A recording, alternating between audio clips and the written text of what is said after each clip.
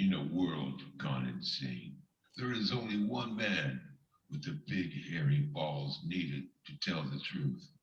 So grab the Prozac, grab the Jack Daniels, and take another hit off the bomb. You're about to listen to the Grim Speaker. Okay, thank you so much for this. Yeah, welcome back, everybody. This is Night Flight, and Stefan Verstappen is here. He's a regular guest. His website is chinastrategies.com, and yeah, and he made this little intro just for me, and very fitting because YouTube is going to remove one of our interviews. One of our interviews? Yes. No. Yeah.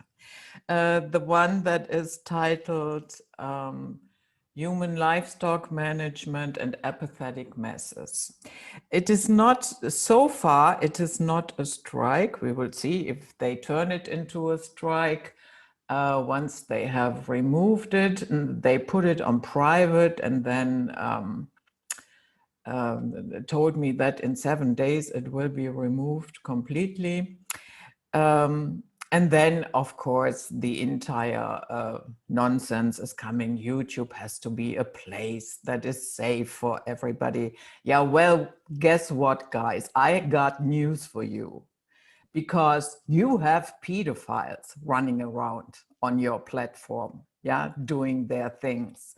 That is how safe YouTube is. But yeah, and then another thing was people might feel inspired not to observe the safety measures like social distancing, self-isolation, and mask wearing because of our interview. Yeah. Stefan, you're Yes. muted. You're muted. Yeah, no, I no, because I didn't want the background noise to interfere with your. Oh, okay. So, well, we're censored again, Judith. Well, I take that as a badge of honor. Yeah. Because you have to understand that in a world where child murdering pedophiles are worshipped and rewarded and praised and idolized, to be censored is a badge of honor. Yeah. Yeah, exactly. You know, it's the old Krishnamurti quote. It's no sign of health to be well adjusted to a sick society. And we're not adjusted to the sick society. And it's very obvious. And they're coming after us. And which is proof of our virtue. You know, all these phony liberal virtue signalers that actually are really deep down inside evil, sick, and twisted people. But real virtue, no, that has to be suppressed. So yeah, we're going to get suppressed. Yeah, I mean, it is still on Odyssey. There, it will not be deleted, even if YouTube does so. And I have to say, at this point, I would gladly leave YouTube for good. But yeah, here on YouTube, I have 5,200 and a little bit subscribers, and on Odyssey, I have 172. Yep. Yeah, it's the same thing with me. I have almost 15,000 subscribers on YouTube, and on BitChute, I think I have like 33 subscribers. Yeah. People don't give a shit. That's the end of the story. You know, at the end of the day, nobody cares. And yeah, you have to leave YouTube. Yeah, too bad for you. As I said, I would gladly do it and never enter this platform again. But yeah. No, you have to use the tools that you have available to you. And also it's a principle of strategy is to forage off your enemy. In other words, use your enemy's resources against them. So long as we are staying on YouTube, we're using their platform to attack them, which is a good thing. Now, what I've been doing with my videos is I knew already 20 years ago, they were, listen, they've been listening to everything you say and type and like and post on internet for the last 25 years. There is no anonymity. I don't believe in the VPN thing either. Look, they're not going to give you an opportunity to remain hidden on the internet. Who do you think invents those VPNs? I'm pretty sure it's the secret services behind all that VPN stuff. A VPN is a red flag to the NSA to listen in on what you're doing, because if you go to the effort to try and hide it, you must be up to no good. And so you're just attracting every spy in the world to listen in on you if you use a VPN. And I know a lot of people are going to argue with me about that, but listen, this is the real world. The real world is evil, and the evil people have all the money, and they know that if you have a VPN, that means you don't want people to listen to you, which means they want to listen to you. And you think they can't buy their way? There isn't a back door in the VPN that they can listen to everything? Of course there is. There's been a back door on everything, all the spyware. It's always been a back door on that. You know, listen, these people have the money. They will just go there. Who would invent a VPN? They go there, here's a couple of $1 million. Make sure you put this code in, and then you can continue doing business. That's how it works. You know, you don't have freedom.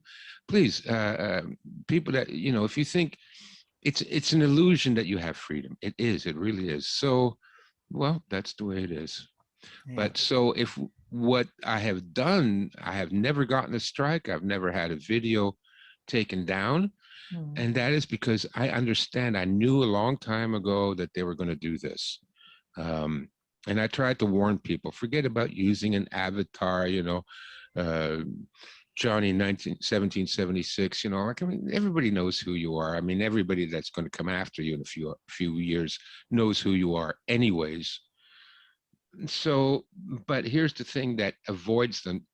You got to understand that the government and the people that work for them, yes, they're evil, but they're not geniuses. They are just as stupid as everybody else. And there's things that they can't get, and there's things the algorithm cannot get. And what the algorithm can't understand is humor, analogy, metaphor, and dog whistling. So my videos, I'm very careful. You know, you can go online and do a search for words that will trigger the YouTube algorithm, right? And then you can run your, like I write my scripts before I record them. So everything that, all my videos, it's all written out beforehand. I'm not that eloquent in real life. And so what I do is I run the entire script through this website, and it pops up all the words that YouTube might find offensive, right? So I rewrite it so I don't use those words. That's what I do. And so far I've been, you know, gotten under the radar, and nothing has happened to my channel so far. Now, if a real human being were to go through and listen to all my videos, and they were, you know, one of the communist censors, they might be able to figure it out. Maybe they're smart enough to figure out what I'm really saying between the lines. And then, of course, they would shut me down in a heartbeat, because I'm really, you know, I'm pretty radical for freedom and justice. So that, yeah, they would shut me down in a heartbeat, but they don't have the time to listen to me. They, you know, I'm just maybe if I had 2 million followers, somebody would take the time, but I only have 15,000 subscribers. So they can't be bothered. So the key is to get past the algorithm. And the way to do that is, like I said, humor, analogy, metaphor, storytelling, and also, like my latest video, code words. Use code words. Exactly. Stefan, what is going on in Canada? I heard that there is another hate speech law being discussed, and within it, there is something where they would like to ban gatherings of huge groups in order to prevent the exchange of unauthorized information. Yeah, I mean, what nonsense? What the fuck is unauthorized information? Yeah, well, it's like I said in my video on code words. It's anything that the communist overlords don't want you to talk about. That's what it is. You know, anything that has to do with truth and reality and, you know, dare I say, patriotism. Yeah, no, they've been passing laws. There was, I just listened to a video from another guy, and I was in contact with a group of people from Ottawa, and they told me they had been researching what the government has really been doing the last couple of years. They got, you know, freedom of information requests, and they found out that basically they signed a whole bunch of bills. It's not just the C10 and the C37 or whatever that's coming in now. Long before this, they already sold us out to the UN, and they already put into place a lot of laws called to follow the UN guidelines. So, you know, if the UN says you can't have a card, then Canadians don't have a choice in the matter. So they basically sold the country out. They also passed a bunch of laws that said that Aboriginal peoples can reclaim the land they once owned without compensation.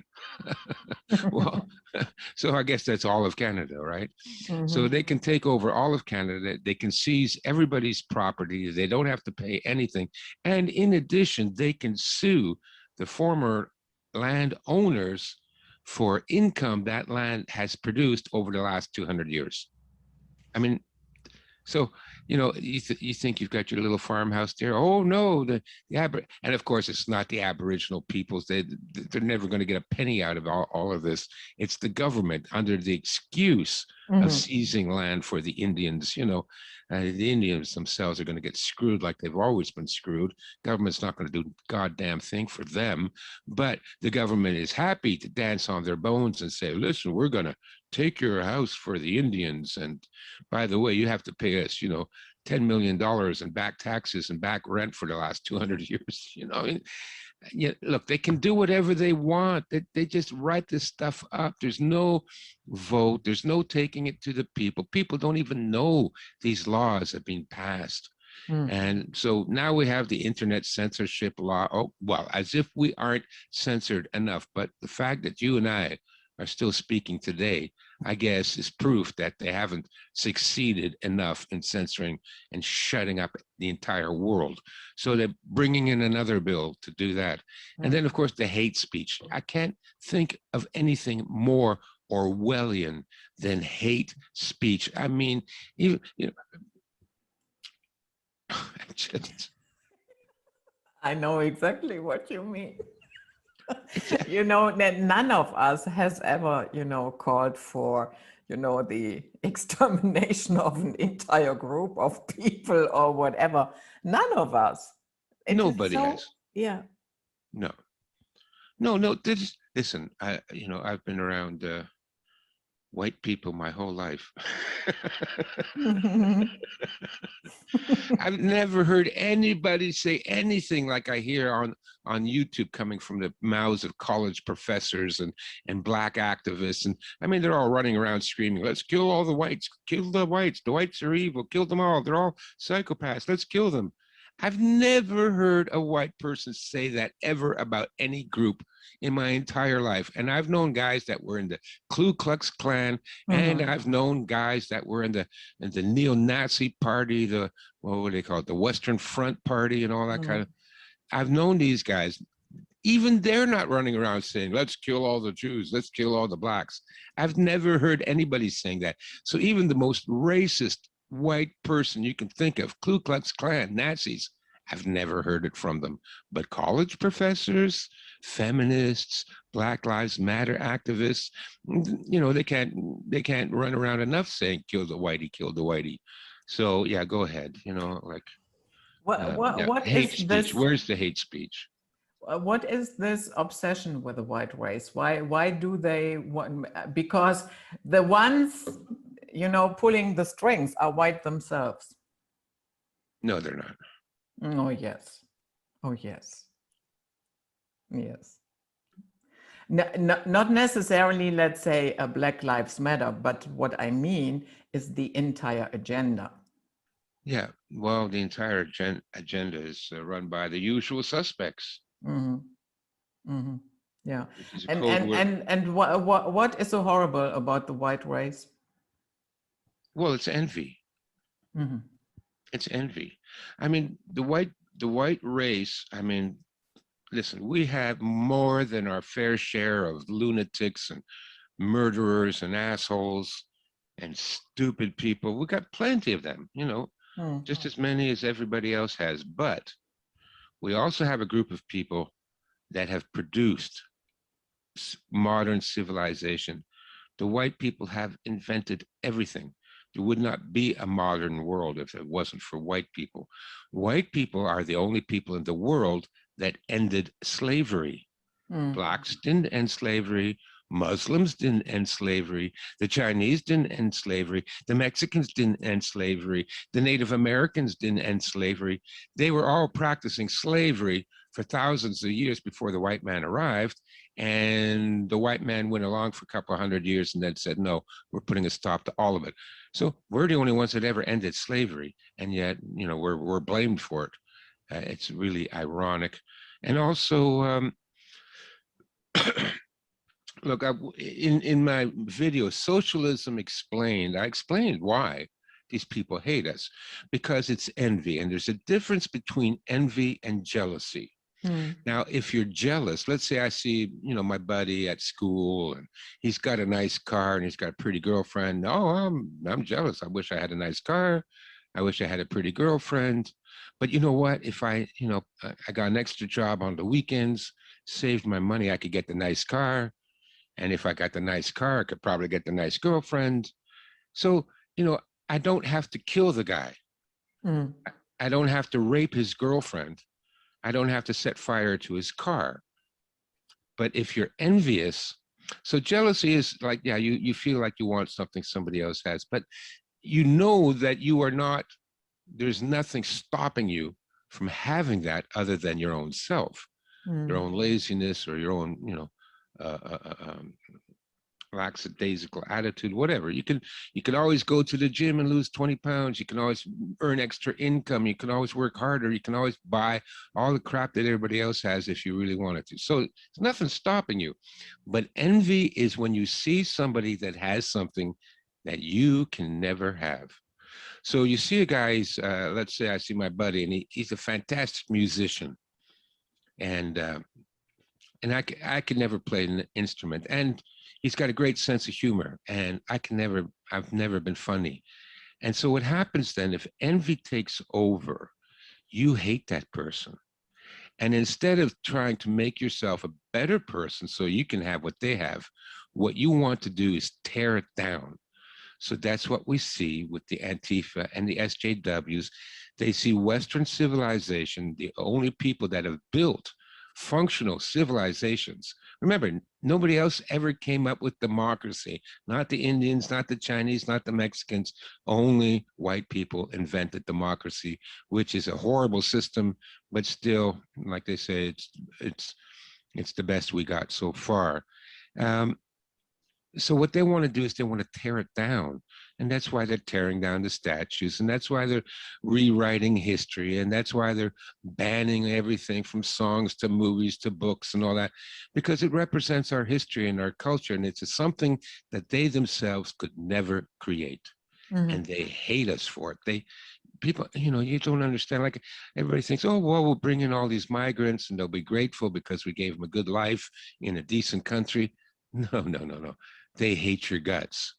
And the fact that you brought them into your own country and fed them and housed them and paid for their medical education and their or their medical care and their education and gave them clothes and cell phones and preferential treatment and hiring, you think they are the least bit grateful for any of that? They aren't. You don't, you know, people don't understand people, humanity. They just feel the more you do for them, they feel more envious. And the more envious they feel, the more they hate you, and the more they want to destroy your culture, and the more they want to kill you. That's the way it is. So yeah, go ahead. No good deed goes unpunished. Make sure the next round of refugees that come into the country, you house them in the guest room in your house, and then we'll see how liberal you are after a month. Yeah. So about Antifa, I have to say, when I look at them, that is like the SS to me, you know. Yeah. The difference is almost every Western country has one now. Mm-hmm. Yeah. Yeah, Antifa is like the Red Guard in China during the Cultural Revolution. Started off exactly the same way. It's going the same way. It started off, well, you know, it was mostly college students and high school students. The Red Guard were all students. And they began to, you know, make the cult of personality out of Chairman Mao, which is almost impossible to do because the guy had never had a personality. The guy was just this fat psychopath. Oh my God, how anybody could think that he was a personality to follow and make a cult out of it is ridiculous. But people are so, and the Chinese were, you know, they're not too bright. You know, we all think they're very clever and all that, but when it comes to politics, they're really dumb. They've been dumbed down by living under imperial regimes for 4,000 years. They never had a chance for freedom. Never. They never fought for it. They never thought of democracy or any other form of a republic. And so they've been, you know, under that thumb of imperial tyranny their whole history. And so I guess even they could then make a cult of personality out of Mao Zedong. But so the Red Guard went crazy, and then they, you know, then what happened is exactly like we see now. Like now everything is racist and everything is sexist and everything is colonialism. But for the Red Guard, everything was counter-revolutionary, and it was one of the four olds, you know, old culture, old traditions, old thinking, you know. And so it started off with them, you know, banning, shadow banning or deplatforming anything that was from pre-communist era. So their history was gone, their traditions were gone, you know, traditional dances that was not allowed. You couldn't sing the old songs were not allowed, you know, just like they're doing now. And then they started tearing down statues, just like they're doing now. And then they started tearing down everything they could get their hands on, old temples and old historical sites, forts and castles, and they tore it all down, Judith. When I was there in 85, there was nothing there. Now, yeah, sure. Now people go to China and, oh, look at all these old temples. Actually, all those temples were built in the last 30 years. Yeah. None of them are the original. The originals were long gone already. The Red Guard tore them down, broke them up into tiny pieces.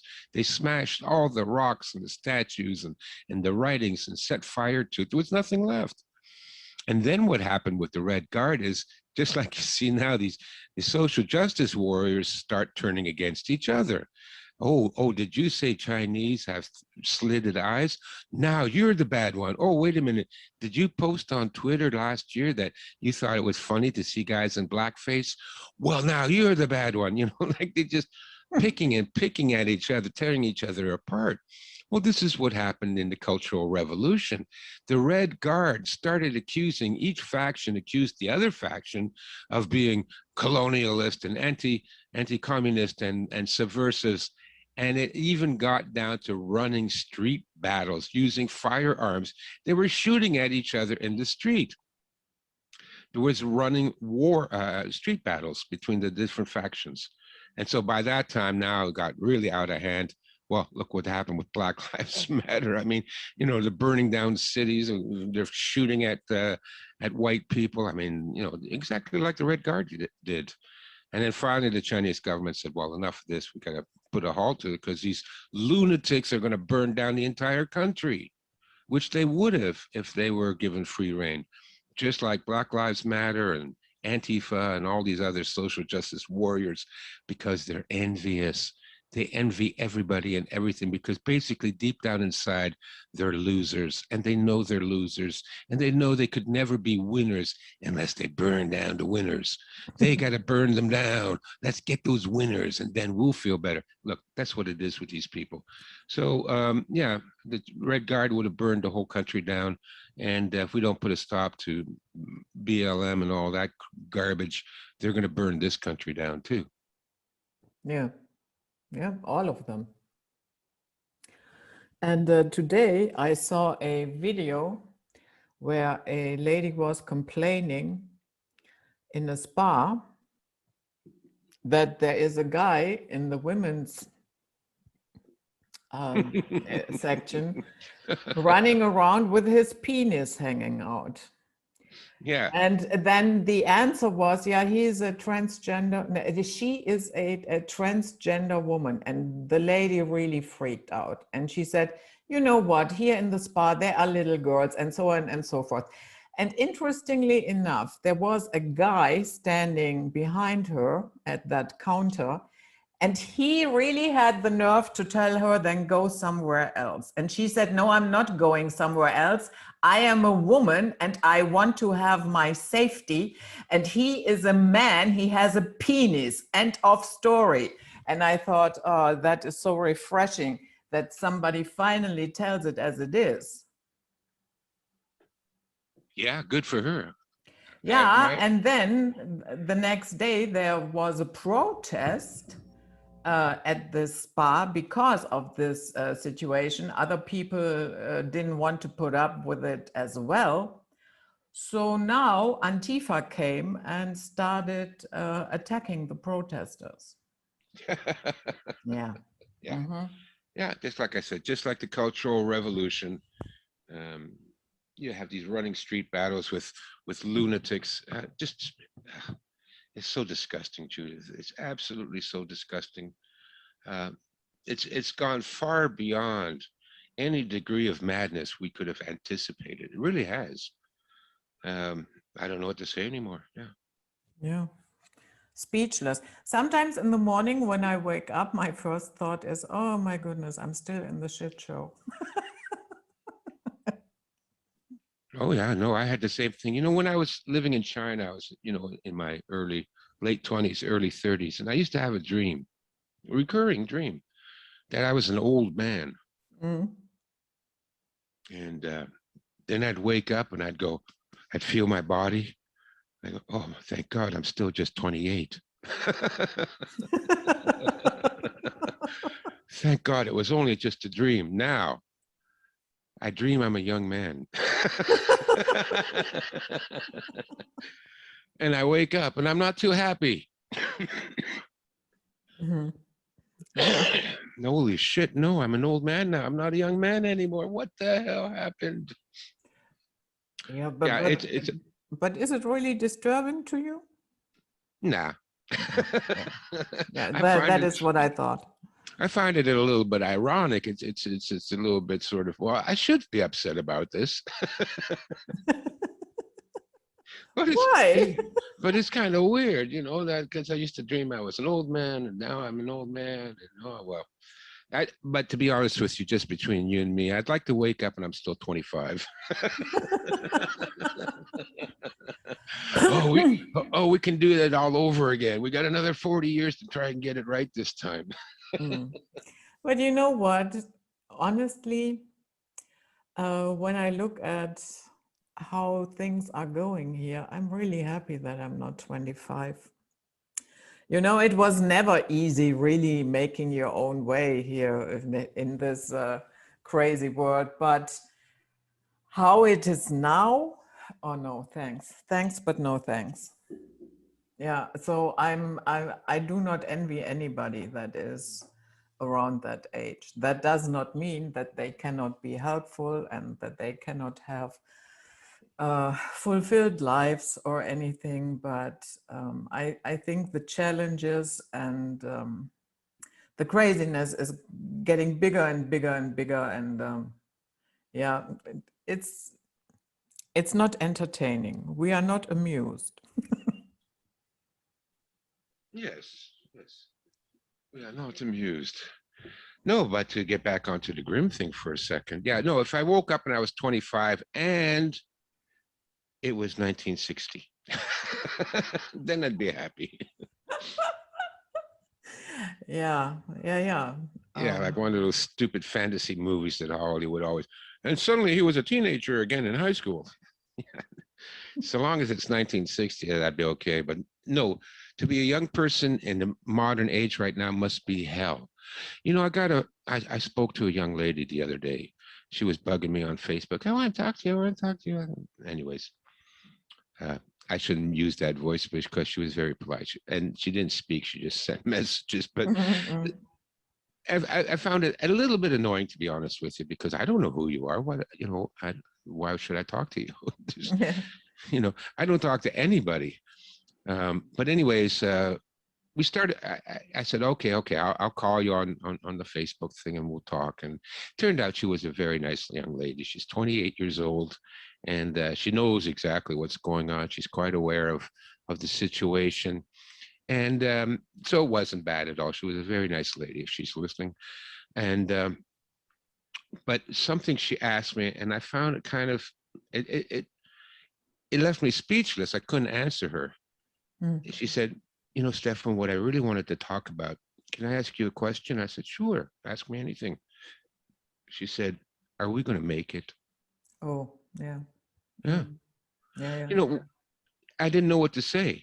I felt, you know, and I was silent for a few seconds there. I said, well, you know, well, we don't know what's going to happen. We don't know what's going to happen, which is the best thing he can say. But how sad is that? A young woman who should have her whole life ahead of her, who should be, you know, camping and hiking and going to dances with a nice young man and getting married and having kids, and she doesn't think we're going to make it. This is the world we live in. So for young people, and it's no surprise that the suicide rates have skyrocketed. They're not going to publish the actual rates, I guarantee you, because it'll be so horrifying, the number of people that have committed suicide in the last 2 years.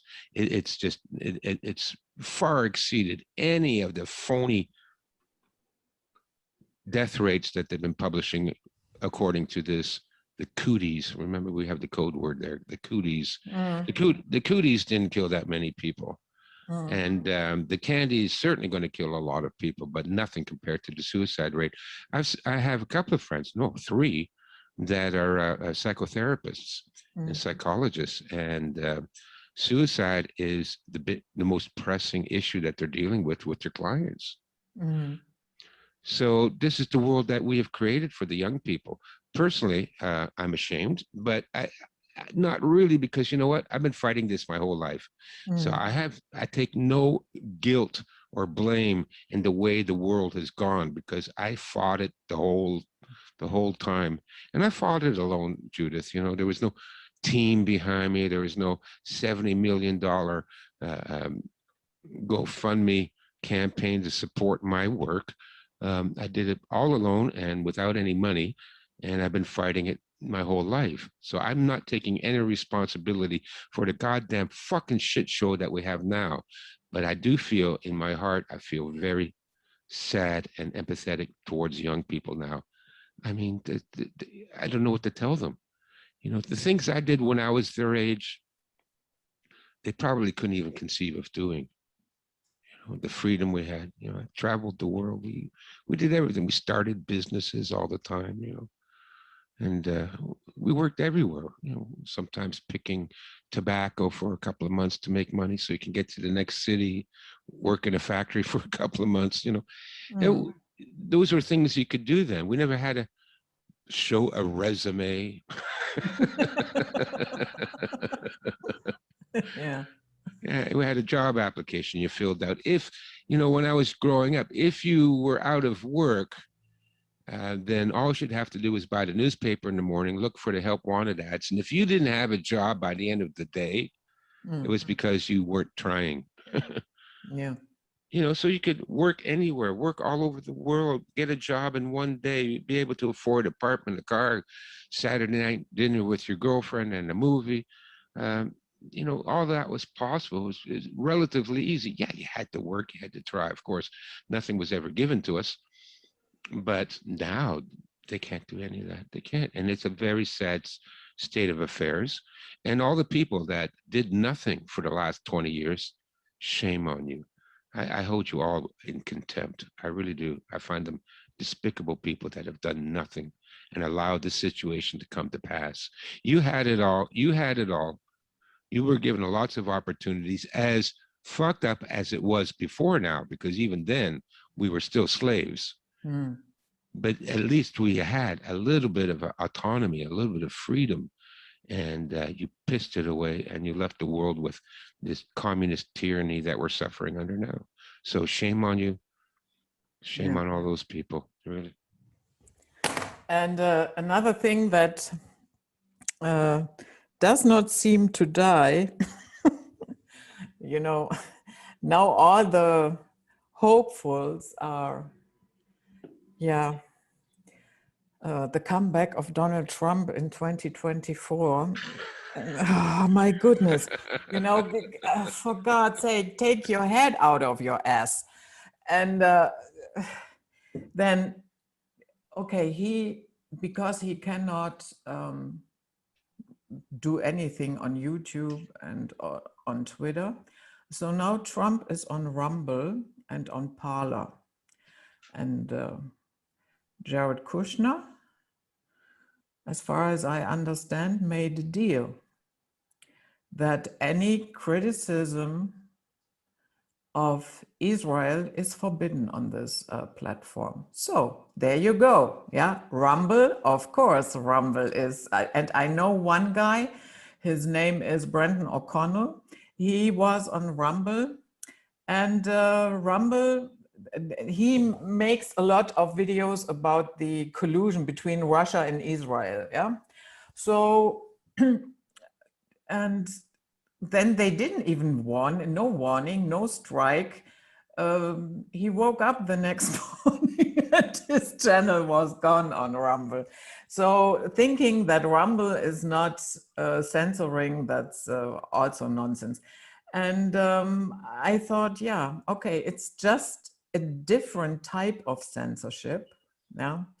And honestly, if I criticize, let's say, the German government, the American government, or whoever, does that mean automatically that I hate all the people? No, of course not. But you are always, framed as an anti-Semite if you say a little bit against Israel. Isn't that interesting? Well, that's not interesting at all. That was expected. That's what they did in Russia when the Bolsheviks took over. One of the first laws they passed was death sentence if you say anything bad about the usual suspects. So what was that famous saying? Voltaire wrote that to know who rules over you, know who you are not allowed to criticize. Yeah, but that was not Voltaire. I know that it is attributed to him. But yeah, I know. I looked it up too. It wasn't him, but they don't know where it came from. Yes, they do. I guess that was a woman. Oh, was it? Oh, okay. Yeah, but her name is escaping me right now. So you can look it up, and it's not hard to find. Yeah. Yeah. But nevertheless, that statement holds true. Whoever quoted it, they got that right. Of course, who you're not allowed to criticize. And of course, the Canadian hate speech law that's coming in, guess who they'll be extra sensitive about? I guess Israel, yeah. Yeah, of course. Yeah, can never say anything bad about our dearest, most supreme members of the species, the ones that God himself chose to rule the world and enslave the world to their desires. Yeah, okay. Those guys. I don't know why it's so hard for people to figure out who's behind it. You know, I have read, Judith, as you may know, every religious book on the planet. I made it my point. I wanted to know what the truth is. Is there a God? Is there a soul? Is there a life after death? Are we supposed to do something while we're sitting around here other than eating hamburgers and watching hockey? Let me know. So I read it all, all the ancient books, the Buddhists, the Manicheans, the Christian mystics, the Zen masters, the Taoists, the Confucianists, the Tibetan monks, and the Hindu writings, the sutras of Patanjali, the I've read it all, and it's just, I'll be honest with you, the more I read, the more I thought it was all bullshit. It just goes on and on and on. It's so diluted and so convoluted, and they never get to a point in any of these writings, Yeah. Yeah. No, it's all supposed to be open for, you have to understand it on a different level. So then I read all those goddamn books again. This time I'm trying to understand it. What's the hidden meaning behind all these superfluous words, this horrible, horrible writing? Somebody needs an editor, They just go on and the repetition. And I'm trying to think now, I'm reading and is there something behind it? Okay, what's the meaning? What's the hidden meaning behind everything? Is it a metaphor? Is it an analogy? Is it a riddle? Ah, for Christ's sakes, like if God has to be that obtuse for you to understand him, then he's an idiot. My favorite saying these days is, when I die, and if there is an afterlife, and I find myself standing before God, I will do my best to strangle the son of a bitch with my bare hands.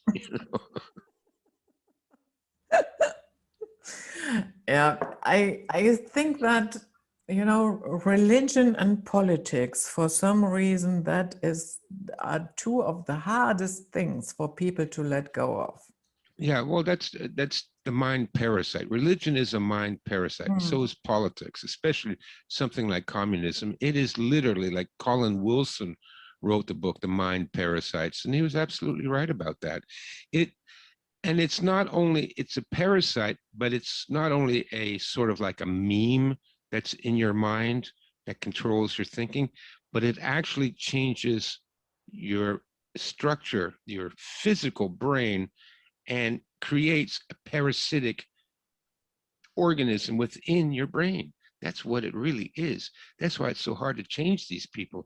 They have a parasite living in their brain, and that parasite, like all parasites, control the information. That's how parasites work. I'm doing another whole video on that later. So that's what we're dealing with. And religion is just a form of, it's like brain cancer. It's spiritual cancer. But anyways, the point I was going to make is I've read all the holy books, the holy this, the holy that, and there's only one religion that talks about killing people, kill them all, kill them, take their wives, kill their animals, kill their dogs, kill their firstborn, kill all the children, rape their wives again. There's only. But the little girls you can keep for yourself. And the little girls you can keep for yourself. Yeah, don't worry, it's good for you. There's only one religion that talks about enslaving humanity. There's only one religion that glorifies genocide. Their holy ceremonies, their holy days, celebrations are based on killing people. Look at Passover. Wow, we killed the firstborn of every Egyptian that never had anything to do with the Pharaoh or problems or anything, but we killed all their kids. What a holy day. Jesus Christ, there's no other religion in the world that glorifies murder and genocide and rape and robbery and slavery. There's only one. Yeah. And it's the usual suspects, and they're not the ones you're allowed to talk about. Do you sometimes think that a lot of people stick to religion, let's say like a last resort of insurance, just in case, there might be something like a judgment? I don't know. I don't know about that. The whole judgment and the whole original sin, again, that's part of this whole filthy, disgusting religious parasite that has infected humanity. You know what? I wasn't born with sin, Judith. Neither were you. No, you were a beautiful little baby, innocent in the world. You do not have to pay the price for your sin. You do not need forgiveness. You do not need a savior. You're a baby, for fuck's sakes, but they make everybody, oh, you're guilty. You must pay the price. So all of that, that's all part of this whole bullshit too. So Oh, you have to answer before God. No, fuck off. Fuck God, fuck him, and fuck off answering to him, because you don't have to. You were never born with sin. Mm. So, so if you believe in religion because you're afraid you're going to have to face your maker and you're going to have to answer for your behavior, I don't think this is going to goddamn help anyways. Listen, and as far as I'm concerned, I'm willing to meet whatever God there is, because you know what? I've been a good person my whole life, Judith. I've Mm. never hurt anybody. I've never stolen from anybody. I've never raped anybody. I've never molested anybody. I've never hurt an animal. I've never ripped people off or conned them or cheated them or lied to them. So whatever God you have, I'm willing to face him, because I'm pretty sure we won't have a problem, because I've lived a good life. I've been a good person. So all these people that now are, if they're having to hang on to this brain parasite in order to save them from their judgment, what kind of lives have you been leading? That you're that worried that God is going to condemn you, or whatever great spirit's going to condemn you. What have you done with your life that makes you that guilty? Mm. I'm not guilty. Listen, I could have been nicer to a couple of the girlfriends, whatever. But Yeah. it's hardly on the level of murdering pedophiles that run the world. So yeah, I guess they need religion to forgive them, because they're evil people. Look, religion has also been used as a cover for psychopaths for thousands of years. Make Of no course. mistake about that, right? Mm. If you're an evil child murdering psychopath, your best cover story is to become a priest, right? Yeah. So that's why, yeah, I don't believe in religion, and I certainly have special distaste and disrespect for one particular religion that seems to glorify child sacrifice. No, they do. And how anybody could have chosen Abraham? What a psychopath! Jesus, if you had the case history of this guy, on the police records now, everybody would hands down agree he's the biggest scumbag to walk the earth, and then God chose him. Okay, there you go. That's all you need to know. It wasn't God. It was No. some evil entity off world or whatever. Yeah, most likely, I would say. Yeah. I could also imagine that, yeah, if not all, but most of it, what is being presented to us as God might be an AI. Yeah. Yeah. It might be the archons. Have you ever heard of John Lamb Lash? Mm-hmm. Yeah, so he did an interview with Red Ice Radio a few years back, about 3 years ago, I think, and he said the same thing. Abraham, yeah, he was chosen by God, but the God was the archons. Mm-hmm. That's who chose him. And when the archons told Abraham, we'll give your progeny the earth, provided you follow us. What they meant was he made the deal on behalf of all the chosen ones to follow demonic extraterrestrial entities. Mm-hmm. I tend to, it makes more sense to me than just about anything else I've heard. So, Yeah. And on all that bickering, no, we have the truth. No, we have. Don't go across the street over there. They are bad people. They haven't got it right, the scriptures. We are the only ones. And every religion says that, yeah, and yeah, that in itself, is no, you do not have, the authority over truth. yeah. Yeah. Well, that's what I told that young lady I spoke to too. She says, "Well, what do you think about flat Earth? And what do you think about this?" And she was really, excited to talk to me about different subjects. I said, "Well, what do I think about that? I think nothing about it. What we have to understand is no one has the truth. The Yeah. truth, the absolute honest truth, is something that we are incapable of perceiving because of fundamental flaws in the apparatus. we're perception machines, we're analytical machines, but all that perception and analysis still falls far short of actually perceiving reality in any rational degree. We just don't know the truth. So I'm not going to kill you because you don't believe my truth, because my truth is just relative anyways. It might be true, it might not be true. I don't have the ultimate answer. No one does. No one has the ultimate answer. So the minute somebody says, this is the truth, well, you better take 2 steps back, because guarantee what comes out of his mouth next is going to be bullshit. Mm. Yeah, and you might have to take many attempts, and still, it reminds me that last night, I was on a show with Wayne Steiger on his show, and we talked about alternate realities. Yeah, we have this theory that any decision we make, the opposite or the other possibilities have to play out as well, and that way there are multiple universes. Yeah. So, but I had a lot of questions about that theory, and I articulated them last night. And guess what? I still don't have the answer, but that is okay. I didn't come on the show, to say, and you, Wayne, you give me the answer and I take it right back to the bank. Yeah.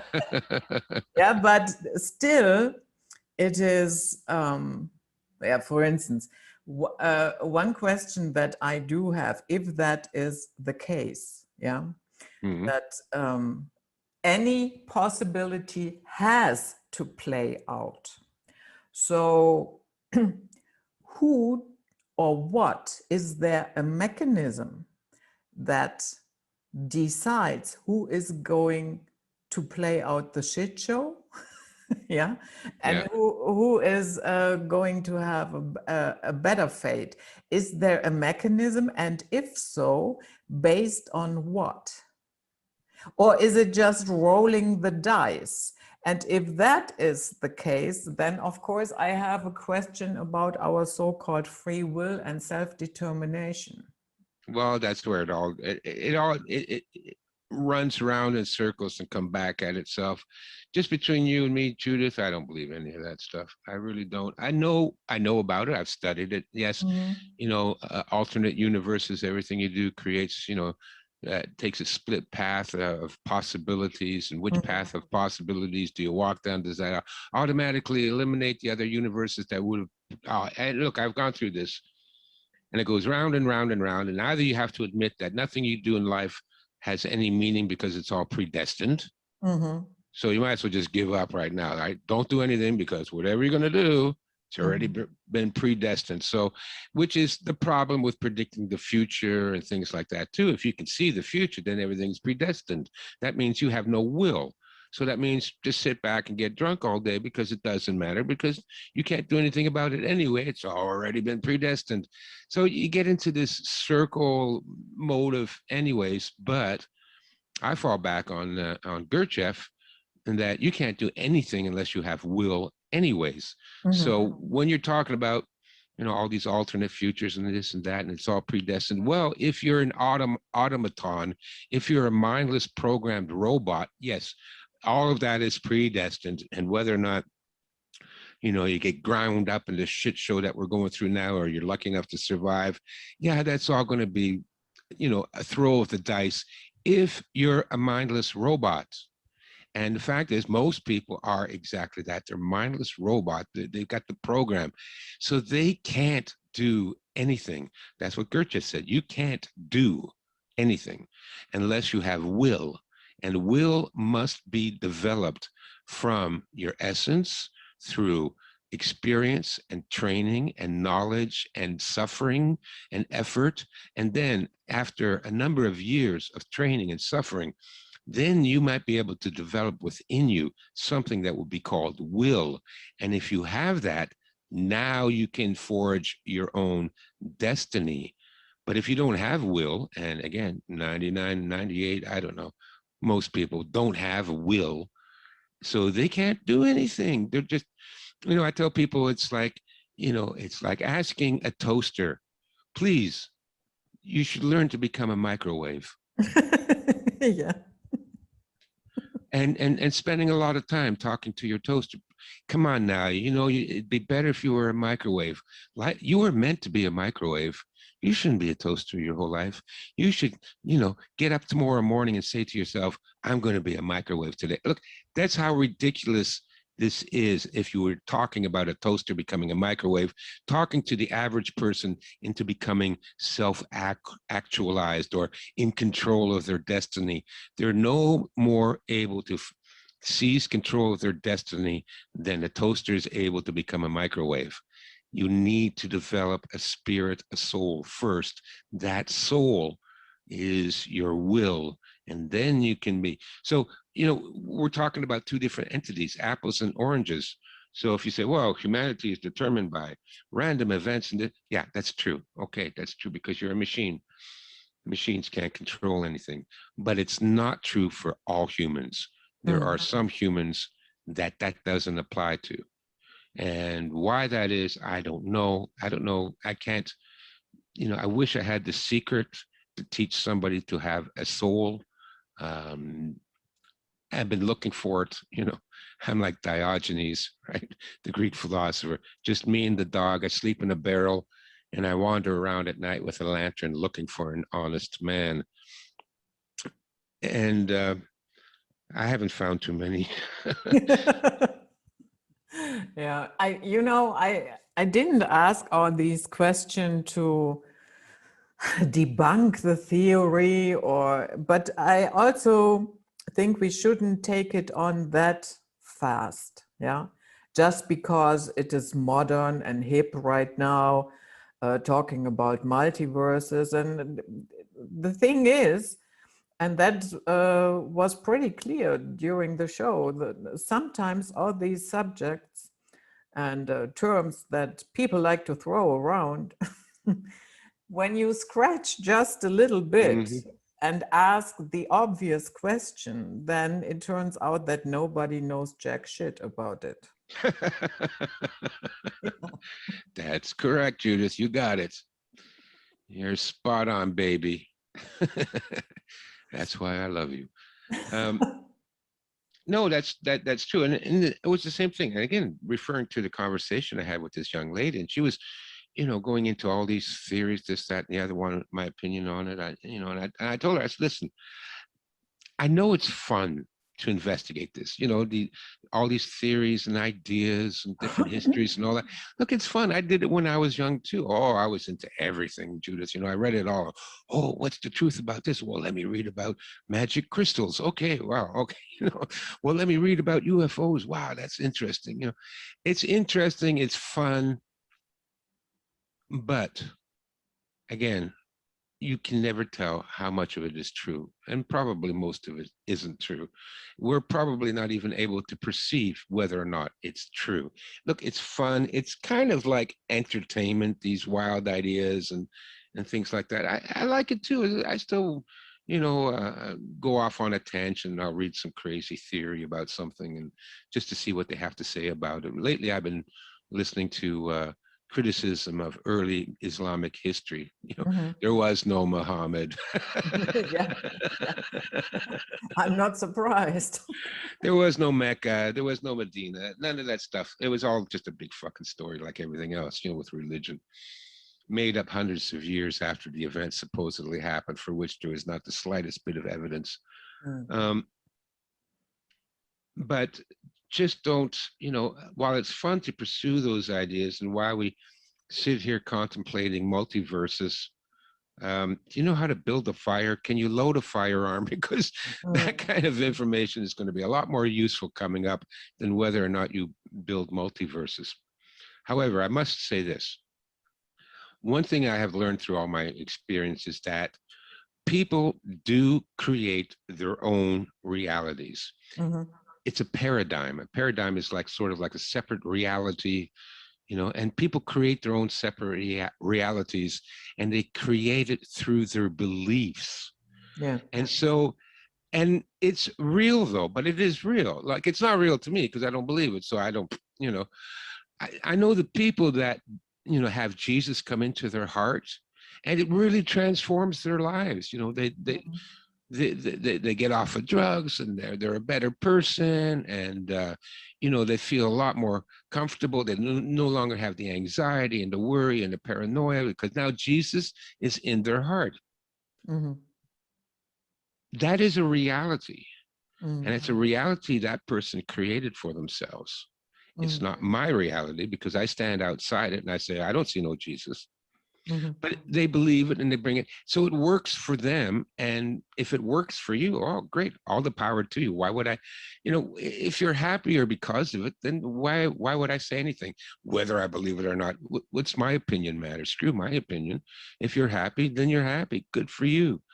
And the opposite is true too. I know from studying voodoo and witchcraft that a voodoo priest can put a curse on a guy and he will be dead in 3 days. Mm-hmm. Right? This is reality, but they've created the reality themselves. The guy will really die. The voodoo curse really worked. But to me, I don't believe in voodoo, so you can curse me up and down all day long. It's not going to interfere with me having lunch. But people do create their own realities. And so if those realities are a separate universe, well, maybe it is. It's like a separate universe for that person. But it's because they're experiencing the world through this filter created by this religion or by their beliefs. Even, you know, and it's not just religion that does that. It's a lot of things. Like, for example, the Protestant work ethic. You know, everybody's so proud, especially the working class, the white working class. Well, I work 14 hours a day, 16 hours. I work on weekends, and we just work and work and work, you know. And they're very proud of that. And I understand that. Yeah, hard work. Oh, we've all been taught to admire hard work. Wow, you got to work hard. Yeah, I get that. However, There's everything a you slave working, mentality but connected. everything you're working for is being stolen by the banks and the governments. So, well, it's really good. Look how much money I'm producing for my slave masters. I am morally superior. Mm-hmm. You know, yeah, but all your money is going to. I mean, if you got to keep the money you actually fucking earned, then I would say yes, work hard, because you get to at least keep it and spend it on your family and on yourself and on your friends and have a good life with that. But you don't get to do that anymore. You work, the harder you work, the more the government takes. Everybody knows that. Oh, I got a raise. Oh, yeah. Well, how much more money is it? Well, after the government raises my taxes, it's half what I thought I was going to get. What don't people understand? So even this whole Protestant work ethic, it's also one of these artificial realities where people base their self-esteem on their ability to put in 16-hour days. Okay, that's great. How much of that do you get to keep? And what kind of a life are you living if you're working 16 hours a day? You know, so what, at the end you have an extra $500 that the other guy didn't have? I mean, it doesn't make sense to me. But anyways, if it makes you feel good, I'm all in favor of it. Yeah. And okay, with religion, I somehow can understand it. There is a lot of emotions connected to that, and not a lot of critical thinking, but a lot of wishful thinking, of course. But what I don't get really is this attachment to politics. I mean, my goodness, anybody that is older than, yeah, let's say 30, and you have been a voter, you vote and nothing changes. Nothing, absolutely. Here we are, yeah, in the middle of a nightmare. So it should be clear to anybody that that doesn't really work, to vote in the good guys. Hello, are you still there? Yeah.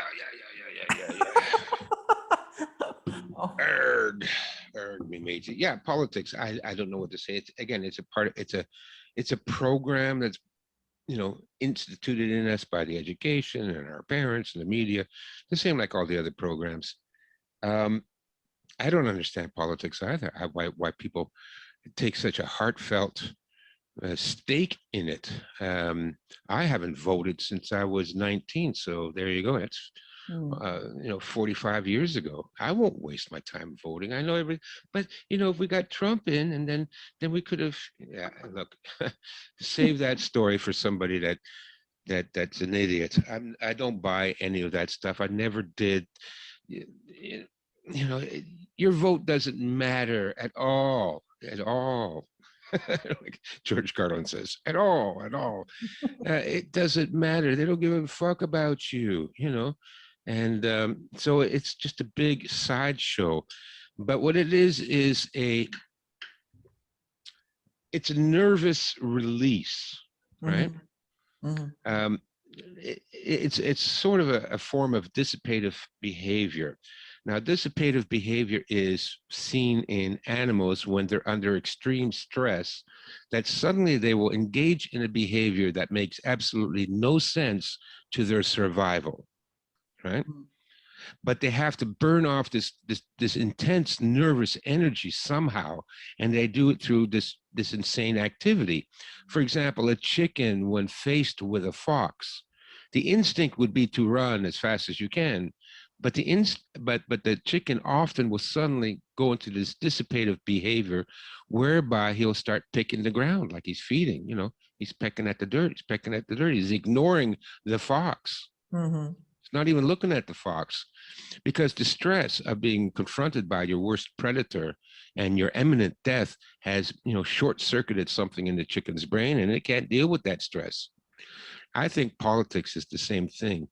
If people were faced with the absolute reality of your complete enslavement and helplessness at the hands of the worst scum humanity has ever bred, that is pretty terrifying. So you want to believe, wait a minute, no, the evil, pedophiles can't get me if I vote.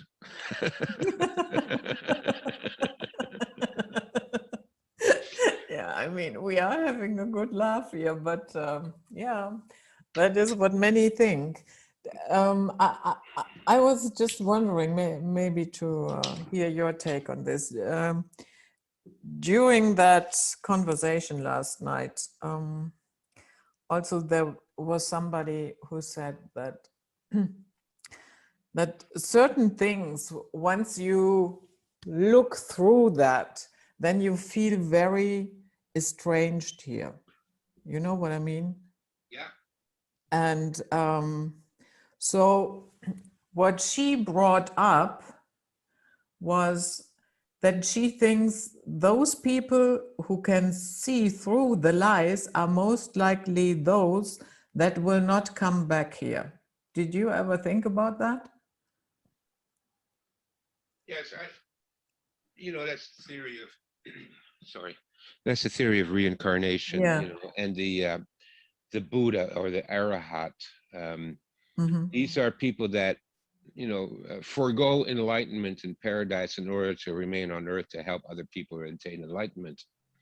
That's what a Buddha is.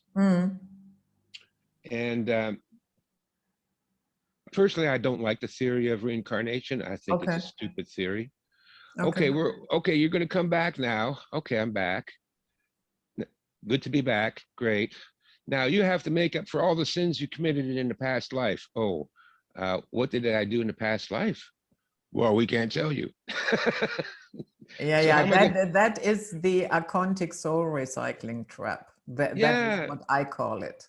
Yeah, it's just, so I have to somehow, without any knowledge or any memory of a previous existence, live my life in order to justify all the evil I've done in the previous existence, or otherwise I keep coming back and having to redo it over and over again. Can you give me a clue what it was I did? I was a homosexual in a past life. Okay, I'm going to be a heterosexual now. I mean, it's so stupid. And again, it gets to this. What I hate about all these religions is the assumption that you are born evil. Right? Yeah, but so I don't think that. No, of course not you, because You are a lovely angel of delight. But uh, that's the premise behind a lot of these religions. So reincarnation is like, basically it's saying, you fucked up your life, now you're going to have to do it again. Oops, you fucked that life up, now you're going to have to do it again. On and on, 100 incarnations, 1,000 incarnations. We can never tell you what you did wrong. All we can tell you is that if you were born here, means you fucked up. Or otherwise you wouldn't be born here, right? Like if you were perfect, then you would go on to nirvana or whatever, right? So the very fact that you're born here means you fucked up the last time. Now try and do better. You know, it's just stupid. I'm tired of this guilt trip that all these religions pray. We're all somehow guilty of stuff. You know, at least reach the age of consent and then murder somebody. Now you're guilty. You know. Mm-hmm. But to assume that you just the fact that we're here, we're automatically the reincarnation thing. I don't buy it. I know I've seen. Look, I've studied all that before too. I read all the accounts of children that were able to perfectly recall the lives of other people that had lived before them in a nearby village and all that. And you know, yeah, it's pretty impressive. I could explain that in another way too, which we won't get into now because you know we can get into this metaphysics all day long. But it doesn't necessarily mean they lived that other life. Um, I personally think that people have the ability, just like Tesla, to tap into a reservoir of information. In the olden days, they used to call that the Akashic record. I don't know if you ever heard that term. Mm-hmm. Or do you think they are tapping into the ether? Yeah, into the plasma, the ether. Yeah, that's what I think it is. I think all the information, yeah, if you die and we get this idea that we're going to be judged, but it may be that you're just reading back your life story in the ether after you die, right? Mm-hmm. And then are you going to like that life story? You know, I've always thought about that too. I always thought, you know, I want to live the kind of life that if you read about it in a book, you wouldn't be bored out of your mind. Woke up every day at 7, went to work, celebrated Christmas with the family, but they bickered and argued over the turkey. Then the next day went up to work. You know, like, I mean, yeah, 100 years of that. Fascinating. No, you know, for me, your life is a work of art. The way you live it, that is your masterpiece. This is how I've lived my life. This is what I've done. This is the joy and the creativity and the beauty I've brought to the world whenever I could, whenever it was possible for me to do so. And this is my work of art. That is your life. And if somebody were to take that work of art and make it into a symphony, it would be a symphony people would like to listen to. Or if it was put into a book, it would be a book that people would love to read and couldn't put down.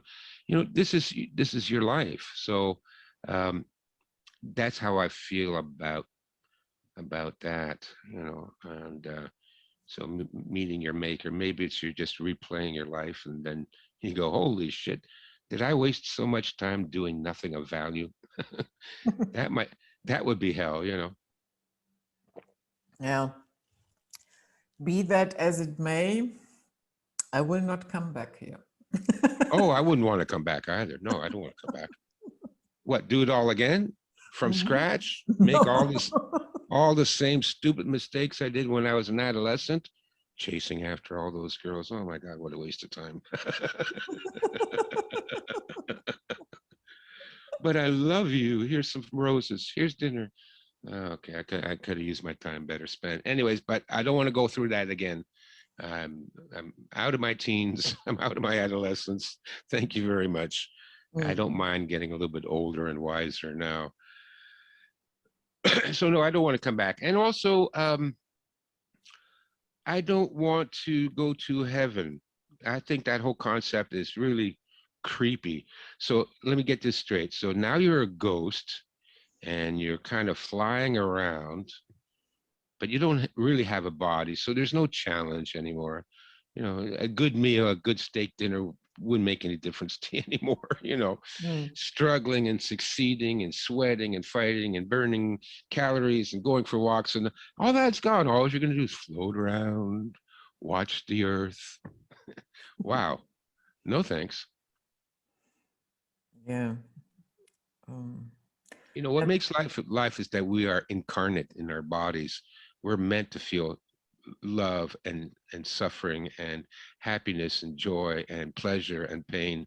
I mean, that is life, you know. And if you can't feel that because you're some disincarnate ghost, then what are you going to do? I don't know. Read a lot of books in heaven. Yeah, it's probably would be a totally different type of existence that. Well, it would change you completely from what you are now, obviously. Like if we sort of join with the universal awareness, right? Okay, so it could be very fascinating to be a galactic entity, right? Or be part of a galactic entity or universal entity that sees all and hears all. But of course, you would no longer be a human being, and you wouldn't no longer be Stefan or Judith, right? Yeah. Personally, I like the challenges of life. If there's no challenge, it's boring. You know, I like to struggle. So challenges can also be a great opportunity for personal growth. Sure. As a matter of fact, it's your only opportunity for personal growth. Okay, I'm going to go back to Gurdjieff for a second. He says that in order to grow a soul, you have to create energy within yourself, right? So we can see the similar ideas in the chakras, you know, and in the Chinese and Japanese chi, you know, the ki, the internal energy. William Reich had that, the orgone energy. You know, even now we can call it in the electric universe theory, it would be the plasma. So Goethe said the same thing. You need to develop or generate energy within yourself, and that energy builds the soul. And he says the only way to generate that energy is through suffering, intentional suffering. Intentional suffering. Yes. Yeah. Why is that the only possibility? Well, because he calls it friction. You know, you rub your hands together really fast and it generates heat. Heat's generated by friction. So the friction is between experience and your soul. You know, you're rubbing up against the evil in the world. You're rubbing up against all the hardships and setbacks and difficulties and challenges. And the more you rub up against it, because if you didn't rub up against it, then, well, of course, now we're back to the people that are just going to sit around and drink vodka all day because everything is already predetermined, right? If you believe it's not predetermined and you're going to forge your own way in life, you are up against resistance. You're fighting this. And like, you know, anything, if it doesn't kill you, it makes you stronger. Yeah. For example, you know, I'm resisting the dumbbells when I lift them, and that's generating muscle tissue in my arms, right? It's the resistance that builds the heat, because I'm heating up from that, and it also builds the muscle tissue. So if you want to build a soul, you need to exercise your soul against the hardships of life. You got to push against it and fight against it, and then you will generate that energy. That's his theory, and like I said, I don't believe anything, but for me, that is an explanation that works for now until somebody else comes up with a better one. But that would also mean that most people here are soulless. Well, of course, we know that. They are soulless. That's exactly what we see around us now. Soulless people.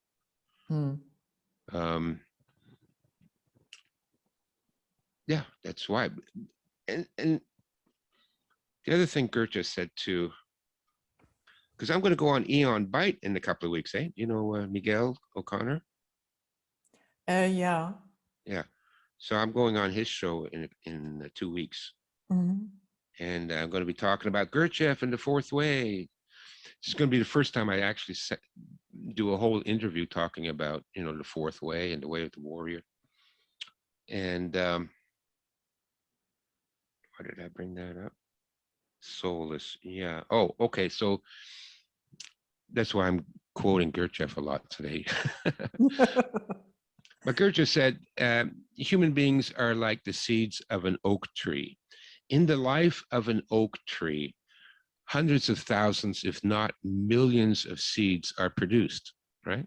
Mhm. And they spread out and they fall onto the earth. And out of those seeds, maybe one or two will grow into an oak tree. So this is the experiment that, Gaia, Sophia is creating, is doing, is conducting using human beings. There will be millions and millions of human beings produced, but only a few of them will ever grow a soul, just like the oak seeds. Mm. So that's why you can't have a lot of people that that have souls. For some reason you can't. Well, Gurdjieff would explain it that knowledge and wisdom is a limited commodity. So you can't give it to everybody because then there won't be enough to go around for anybody. Okay. That's his theory on that. I don't know what to think about that. But it's, again, it's like, so, nature experiments. I do believe that probably if there is a purpose for our being on this planet, our species being on this planet, I think that purpose is to build a soul, because that soul then could survive death. And that soul, while it's incarnated on this planet, can create a better planet, a better world. People with soul are the ones that, do things for others, that create peace and happiness and beauty and knowledge. It's people with soul that do that. People without a soul, they're just, it's, what do they do? Who cares? And so nature may be trying to develop a soul in people. And right now it's just a few people that happen to fall on the right soil at the right time, that it develops and grows into a soul. I think there's some Bible passage about a mustard seed, or building your house on a sandy soil or something like that. It's the same idea. If you're fortunate enough to have the right genetics and you're born at exactly the right spot at exactly the right time, and you have the right kind of influences in your life, in the correct stages of your development, then yeah, you're going to grow a soul. But it's just very rare that all those conditions will come together, and it won't come together for most people. Mm-hmm. Not that I think people without a soul should be treated any differently. They still feel, Yes. I still empathize with their suffering. I really do. Yeah, I know they don't have a soul, but why should they be in pain and crying and suffering? I don't want to see that either. They're still a living creature. They're still a living being. But a lot of these soulless creatures, well, that is let's say my personal experience from direct encounters. And a lot of them during this entire time, pretty quickly, if you bring up anything, they start defending their own enslavement. Oh, absolutely. Yeah. Yeah. Yeah, And because that they're is part of it. what makes me, it's like, beam me up, Scotty. I don't want to be around these morons anymore. I know. can't handle it. I know. It's easy for me to say the same thing. They're morons, they're cowards, they're soulless entities. And they are. But it's hard for me to hold personal malice towards them, because they're the product of their circumstance. They didn't have the right genes, they didn't have the right parents, they didn't have the right conditions. Who knows? And a lot of these people, they were abused as children too. Which is the whole point of child abuse, is to destroy the souls of children. It's not about sex. These filthy pedophiles, it's not about sex for them. They could have sex with whatever they want. It's about destroying the innocence and the potential of developing a soul in these children. They've destroyed another human being. That's what it's about for these Yeah, people. and the experience of power that you have over others. Yeah. Yeah. And yeah, you're absolutely right. Rape, all that shit, it has nothing to do with sex. Absolutely nothing. No. Yeah. It's, What I also think is that, and that is why it is very hard hitting right now for most people. And it is so funny, while we have mask mandates, all the masks are falling as well. You know what I mean? yeah. And so, but for a long time, you know, we have always been taught, look outside, here's your handy, yeah, here's your cell phone. And meaning people are now running around, you know, checking it every 90 seconds, and they can no longer walk anywhere without their phones and so on. And you know what all of that did? It makes you empty inside, because all your focus is always outside. Oh, look here. Here's the next headline. Yeah, breaking news. Okay. And yeah, you lose yourself. You know what I mean? Oh, yeah. Stefan, what are you doing? You're always walking away. Well, I'm afraid the Swedish bikini team dropped by, and I have to attend to them from time to time. Oh, okay. Well, in that case, It's my reality, and it's true. I swear it's true. yeah, in that case, yeah. No, well, listen, everything in this society right now is designed to destroy the soul of people. That, Mm. and I think there would be a lot fewer soulless people in the world if it wasn't for education and media and cell phones and movies and internet and television. And, all of that is aimed to tear people away from any possibility of developing a soul. Mm. So that's all that is. It's just another weapon to destroy people's souls. It's just a soul-sucking device to make sure people never develop beyond a purely animalistic way of behaving in this world. Yeah, and then you have this yeah, this narrative that the soul cannot be destroyed. Yeah, that's bullshit. Yeah. That's bullshit. Mm. That's not true at all. Yeah, it's the same thing with all these, these phony gurus and their mental discipline and all that. Look, I'll take any Zen master, any new age guru, put him in the boxing ring for 1 minute. Let me see how long his holiness manages to maintain his calm inner self, right? After getting punched in the nose a couple of times, it all falls to pieces real fast with these people, because actually they don't have a soul. If you had a soul, then you can get punched in the nose and you won't fall to pieces. That's why I always encourage it. Okay, I'm going to say one more thing about Gurdjieff. He also had this theory about two types of influence in the world. He called it influence A and influence B. And one is just, I forget which one is which. I think influence B is just the everyday Mhm. information that you're exposed to in our society, the newspapers, the pop songs on the radio, the cartoons on the TV, all of that is influence B, and it's actually just nothing. Then there's another type of influence that he calls influence A, and this is art and philosophy and music and dance that is created by people with a soul. So just by experiencing it, you automatically feed your soul.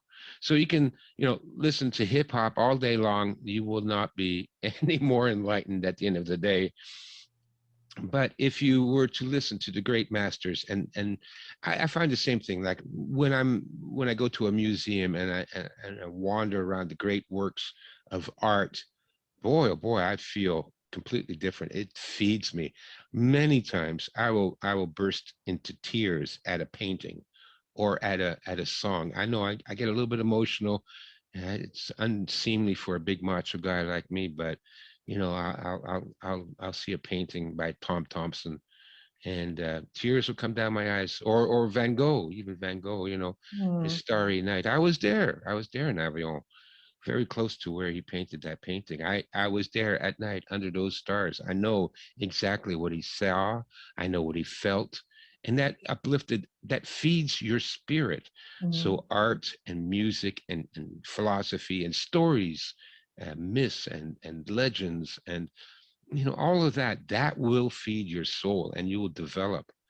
But unfortunately, all that's gone and it's replaced with just crap all the time. Crap, you know, the movies, the TV, what passes for music nowadays is there's people that make millions of dollars as a musician and they couldn't find concert A on a piano. You know, like it just, Yeah, that's true. yeah, So, yeah, Stefan, it's getting on and getting late now, huh? yeah, no, it's not getting late, but I will leave you to your Swedish bikini club. Yes, well, they've opened another bottle of champagne and they are beckoning. Okay. Yeah, that sounds like a plan. So I wish you a wonderful afternoon and enjoy your time with the girls.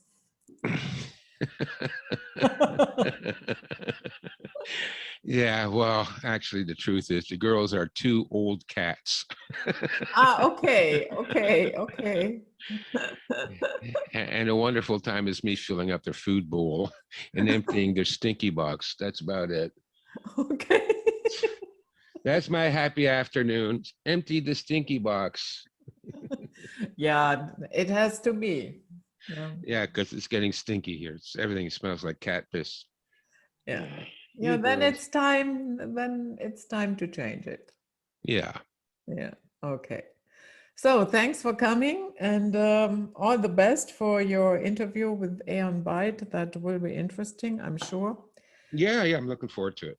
And yeah, that was it, guys. Night flight for today with the wonderful Stefan Verstappen. And I will leave him to his party now. Bye-bye.